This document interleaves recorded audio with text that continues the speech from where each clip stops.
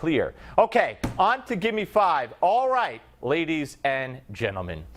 Remember yesterday's Gimme 5 described what a narcissist is and gave an egregious example of narcissism.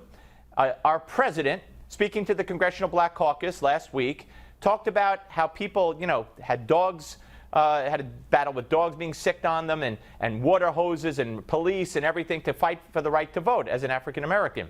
And then he said this. There's no such thing as a vote that doesn't matter. It all matters. And after we have achieved historic turnout in 2008 and 2012, especially in the African-American community, I will consider it a personal insult, an insult to my legacy, if this community lets down its guard and fails to activate itself in this election. You want to give me a good send-off? Go vote!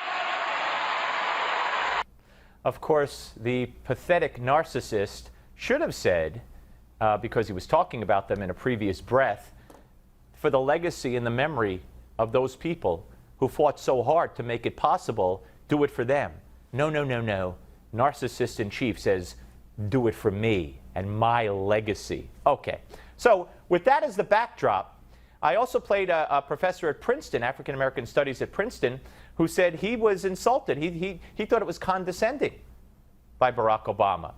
And he wasn't alone. Now, I think, my personal opinion, Louis Farrakhan is an anti-Semite. He's a bigot. He's a racist. And the Justice Department should have cracked down on him a long time ago, especially when he called for 1,000 or 10,000 good men. And the way I interpret what he said, and we played it for you, was to go kill white people and cops. That's how I interpreted it, okay? Nothing happens to Louis Farrakhan. But he's attacking Barack Obama. And he's attacking what you just heard him say. Watch. So you Democrats, you've been in that party a long time. Answer me, what did you get? You got a president. He's worried about his legacy. Well, you want Hillary to get in to protect your legacy because Trump said the minute he get in, he's going to reverse the Affordable Care Act because that's your signature achievement. To show you how hateful the enemy is. Yeah, the enemy. Trump and the Republicans are the enemy. So he's saying, Obama, you want to protect your legacy. He says to these he said, you're all Democrats here. What did you get? You got a black president. More. He hates that you achieved what you did achieve. So he said, I'm going to tear it up when I get in. So he don't want his legacy destroyed. Mr. President. Mr. President, you don't want your legacy destroyed. Well, the joke's apparently on Barack Obama. Watch. Let the man do if he get in what he want. Because he's not destroying your legacy. If your legacy is bound up in an Affordable Care Act that only affects a few million people and they're trying to make it really difficult for those of us who signed up, that's not your legacy. That's not your legacy. Stop being so narcissistic, Mr. President. Again, I hate praising in any way Louis Farrakhan, and I'm not praising him. I just think this is interesting, and you'll never see the mainstream media talk about this more. But I just want to tell you, Mr. President, you from Chicago, and so am I. I go out in the street with the people. I visited the worst neighborhoods. I talked to the gangs. And while I was out there talking to them, they said, Farrakhan, the president ain't never come. Could you get him to come and look after us? There's your legacy, Mr. President. It's in the street with your suffering people, Mr. President. And if you can't go and see about them, then don't worry about your legacy. Yeah, telling it like it is. Go look at the streets of Chicago. Go look at the other inner cities. Basically, it's exactly what Donald Trump has been saying.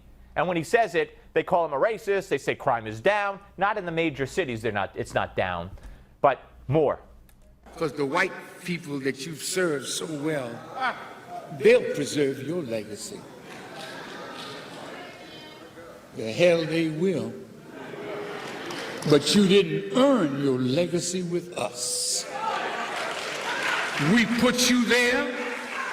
You fought for the rights of gay people. You fought for the rights of this people and that people. You fight for Israel. Your people are suffering and dying in the streets. That's where your legacy is. Oh, baby. Oh, baby. Well, of course, I told you, in my opinion, he's an anti-Semite. So you fight for Israel, you fight for gays. Don't forget, Nation of Islam. Gays are right up there with Jews, in my opinion, when it comes to who they don't like. And they don't like Barack Obama too much either, do they? And why should they? Why should people in Chicago have anything but disdain for Barack Obama? Or in Baltimore? Or in Detroit? Or in any big city in the country where the crime rate has gone up under Obama, not down, like the rest of the country. One more from the Reverend Louis Farrakhan. Now you failed to do what should have been done, but it's never too late. You, like Jimmy Carter, can be a better president after you leave the restrictions of your White House and come on back to the hood and start organizing like you did. And with your influence all over the world, let's make a new and better people. And from us, if it's Allah's will, we can make a new and better America. Thank you for listening, and may Allah bless you as I greet you in peace. Assalamu alaikum. You gotta love it. Look, more and more black people. We told you earlier, Don King today introduced Donald Trump, praised Donald Trump today. I used to be with them in the 80s at Trump Plaza in Atlantic City. I did a sports talk show. We did our show from there every time there were fights. Trump held fights at that place. Don King always promoted them. Him and Sharpton tagged along Don King like his little, sidekick. Those were different days, my friends, different days. Different days. So Barack Obama, with his legacy, his condescending, narcissistic legacy speech, incurred the wrath of one Louis Farrakhan. How sweet it is. Thanks for watching. See you tomorrow.